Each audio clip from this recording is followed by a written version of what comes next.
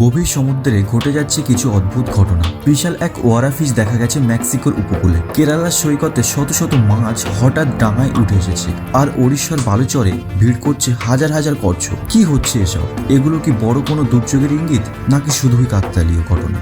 ওয়ারা fish সাধারণত 2000 থেকে 3000 foot গভীরে থাকে, কিন্তু যখনই এটি সমুদ্র পৃষ্ঠে উঠে আসে তখনই ঘটে বড় কোনো দুর্যোগ। জাপানের কিংবদন্তি বলে এই মাছ সুনামির পূর্বাভাস দিতে পারে। 2011 সালে জাপানের বিধ্বংসী সুনামির আগে উপকূলে একাধিক ওয়ারা ফিশ দেখা গিয়েছিল। কেরালার মালাবার উপকূলে সম্প্রতি দেখা গেছে শত শত ছোট বড় মাছ একসঙ্গে ডাঙায় চলে এসেছে। কিন্তু কেন? বিজ্ঞানীরা বলছে সমুদ্রের নিচে টেকটনিক প্লেটের নাড়াচাড়া বা পানির অক্সিজেন লেভেল কমে যাওয়ার কারণে এমনটা হতে পারে। তবে স্থানীয়রা একে বড় এক দুর্যোগের সংকেত বলে মনে করছে।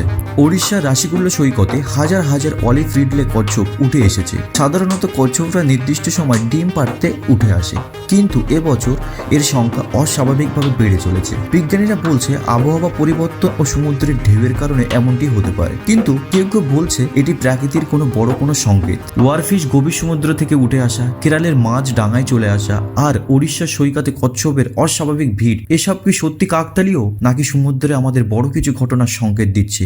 আপনি কি মনে করেন? আপনার মতামত কমেন্টে জানান। আরো রহস্য আর অবিশ্বাস্য ভিডিও পেতে লাইক এবং শেয়ার করতে ভুলবেন না।